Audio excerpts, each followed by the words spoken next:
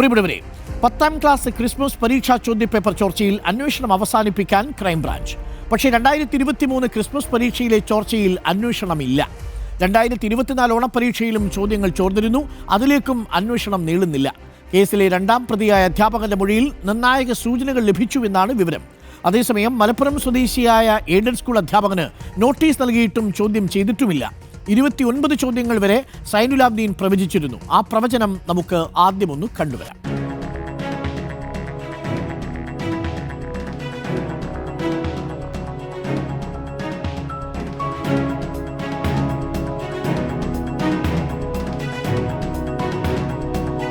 Predict ചെയ്ത 29 ചോദ്യങ്ങൾ.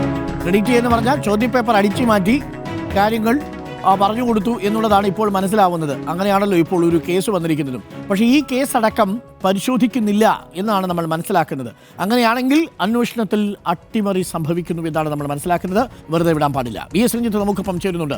V S Ranjith, ഇത് ഇപ്പോൾ ഈ അന്വേഷണം ഇവിടെ വെച്ച് അവസാനിപ്പിക്കുന്നു എന്ന് പറഞ്ഞാൽ മുൻപുള്ള ചോദ്യപേപ്പർ ചോർച്ചയുമായി ബന്ധപ്പെട്ട അന്വേഷണത്തിലേക്ക് പോകുന്നില്ല എന്ന് പറഞ്ഞാൽ അന്വേഷണം അട്ടിമറിക്കപ്പെടുന്നു എന്ന് തന്നെയല്ലേ നമ്മൾ മനസ്സിലാക്കേണ്ടത്? V S Ranjith, good morning.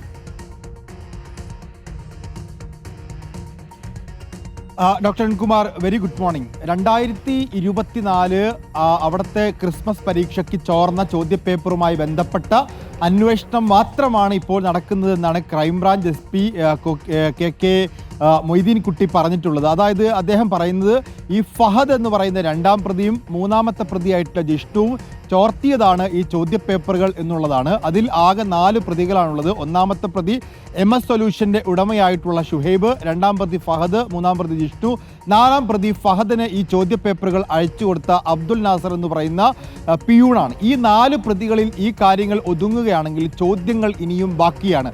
പ്രധാനപ്പെട്ട ഒരു ചോദ്യം, 2024 ക്രിസ്മസ് പരീക്ഷയ്ക്ക് മാത്രമാണോ ചോദ്യങ്ങൾ ചോർന്നതെന്നുള്ളതാണ്. അല്ല, 2024 ഓണപ്പരീക്ഷയ്ക്കും ഇതുപോലെ പ്രഡിക്ഷൻസ് നടന്നിട്ടുണ്ട്.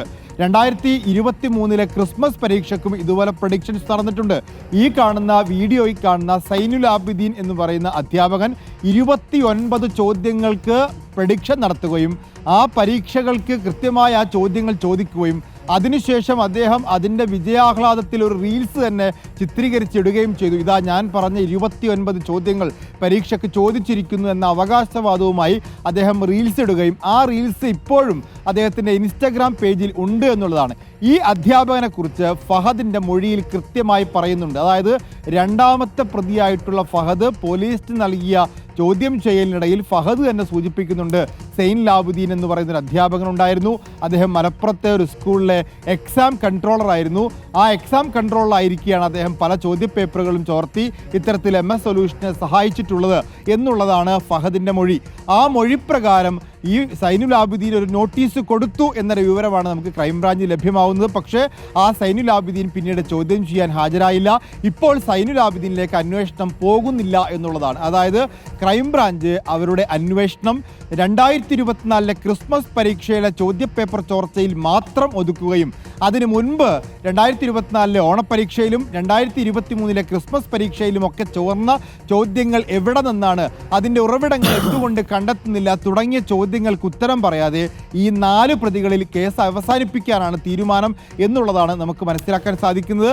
ക്രൈംബ്രാഞ്ച് SP ഉൾപ്പെടെയുള്ളവരുടെ പ്രതികരണങ്ങളും അത്തരത്തിലാണ് നമുക്ക് മനസ്സിലാക്കാൻ സാധിക്കുന്നത്. കാരണം സൈനുൽ ആബിദീൻ ഇപ്പോഴും നാട്ടിലുണ്ട്. അദ്ദേഹം MS സൊല്യൂഷൻ രാജിവെച്ചിട്ടുണ്ട്, ആ സ്കൂളിൽ നിന്നും രാജിവെച്ചിട്ടുണ്ട്. പക്ഷേ അദ്ദേഹം നടത്തിയ ഈ പ്രഡിക്ഷൻസിന്റെ വീഡിയോസ് MS സൊല്യൂഷന്റെ യൂട്യൂബ് ചാനലിൽ 29 ചോദ്യങ്ങൾ പ്രെഡിക്റ്റ് ചെയ്തതിന് ശേഷം ആ പരീക്ഷയിൽ അതേ കാര്യങ്ങൾ അച്ചടിച്ചു വന്നപ്പോൾ അതിനുശേഷം സൈനുൽ ആബിദീൻ ഒരു റീൽസും കൂടി ഇട്ടു. 29 ചോദ്യങ്ങളും പ്രവചിക്കാൻ കഴിയുമോ സക്കീർ ഭായിക്ക് എന്നാണ് ചോദിച്ചത്.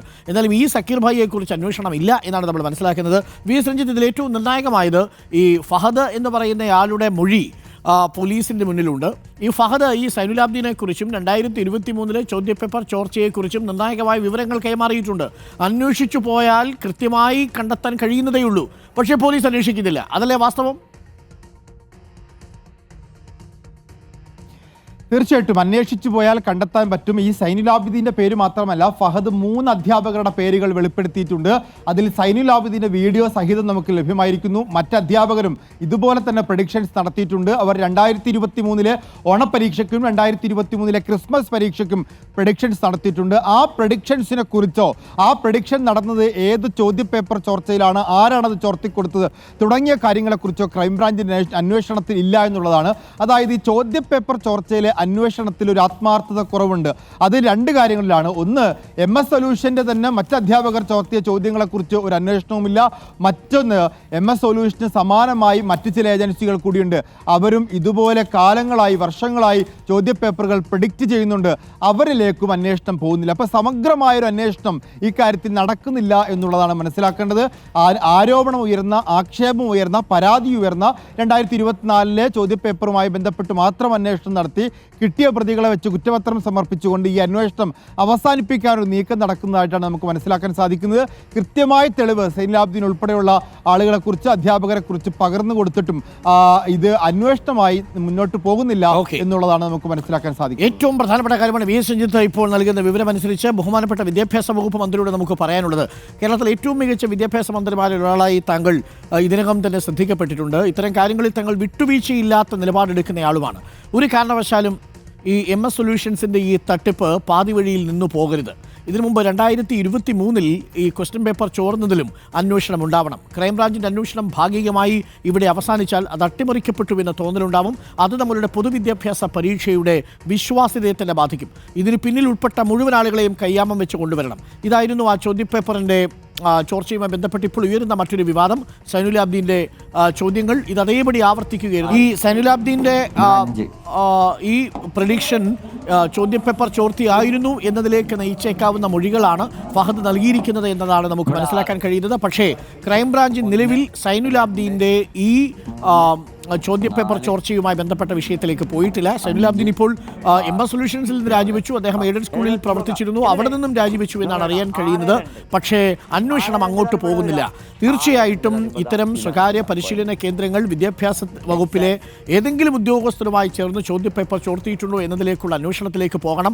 കാരണം ഈ പ്രവണതയെ നമുക്ക് മുളയിലേ നുള്ളാൻ കഴിഞ്ഞില്ലെങ്കിൽ നമ്മൾ മറ്റ് സംസ്ഥാനങ്ങളിലൊക്കെ കേട്ടതുപോലെ മധ്യപ്രദേശിലൊക്കെ വ്യാപക അഴിമതി നമ്മൾ കണ്ടതാണ് പലയിടങ്ങളിലും. അപ്പം ഇതുപോലെ വലിയ റാക്കറ്റായിട്ട് ഇത് വളരും. ആ റാക്കറ്റായിട്ട് വളരെ അനുവദിച്ചുകൂടാ. വിദ്യാഭ്യാസ വകുപ്പ് മുൻകൈ എടുത്ത് തന്നെ ഈ ക്രൈംബ്രാഞ്ചിൻ്റെ അന്വേഷണം അട്ടിമറിക്കപ്പെടുന്നതിനെതിരെ ശക്തമായ നിലപാട് സ്വീകരിക്കണമെന്നാണ് നമുക്ക് പറയാനുള്ളത്. അന്വേഷണം 2024 മാത്രം ഒതുങ്ങരുത്.